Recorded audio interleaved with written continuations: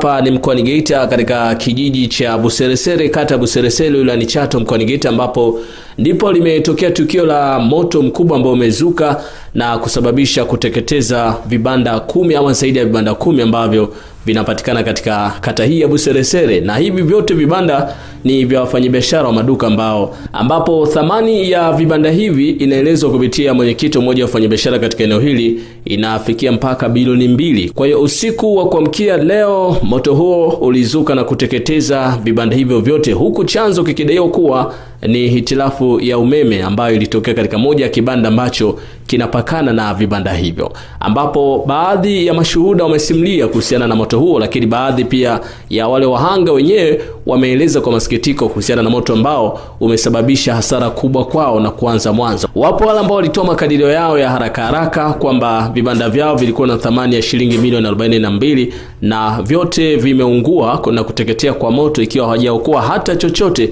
Kunao baadhi waliokoa hata kidogo, lakini wengi wao hawajaokoa vitu vingi katika maduka hayo.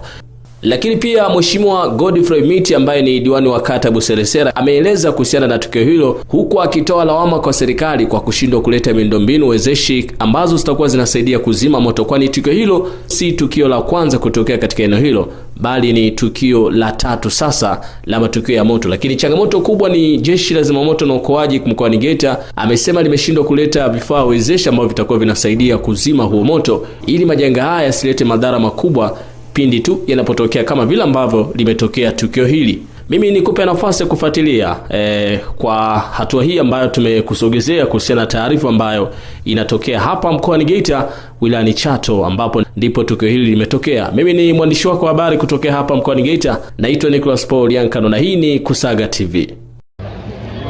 Nauza mnawasafiri niko na wateja, nashangaa na hiyo naambia kuna moto unaungua. Kuja kuangalia na kukuta ni moto kwa jirani yangu Erasto, moto unaungua. Yaani sikuweza kufanya yote, ikabidi kukuta wa moto wa TANESCO hawapatikana. Yaani kwa kweli sikuweza kufanya kazi yote.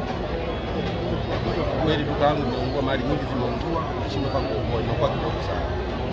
Duka lako lilikuwa la gani? Duka langu ni takataka, nauza mchele, ngano, sukari, mafuta. Siwezi kuelewa, nimeona duka lilikuwa naungua kwa jirani yangu na nimefunga. Moto unawaka mkubwa sana kwa ndani. Mimi kwa jina naitwa Maila Matolo, nimefunga duka muda wa 12:30. Nikawa nimeenda nyumbani, nimefika kule nimekaa. Baada ya kukaa nimetulia, nikapigiwa na mke wa Kisira jirani yangu. Ndio nikawa nimerudi sasa kuja kupambana kuja kuokoa mali yangu. Baada ya hapo nimejaribu kujitahidi, lakini moto kwa mziki sana. Biashara ambayo nimeokoa tu ni mali, sio biashara bidhaa ndogo ndogo. Takataka, yani duka la jumla. Yote kwa kweli nimeteketea kwa pamoja. Kwa majina naitwa Mr. Mkongwa Darafmani.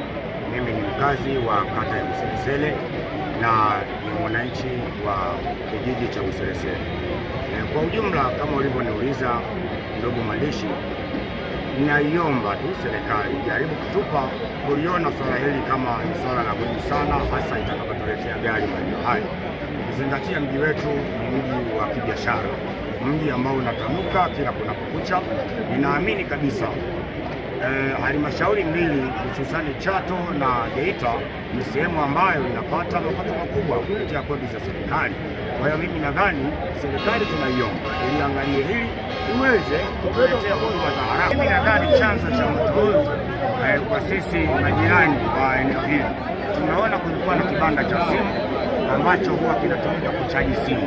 Moto huu umeanzia kwenye kibanda cha simu na baada ya kuwa umelipuka basi ukapelekea kuungua.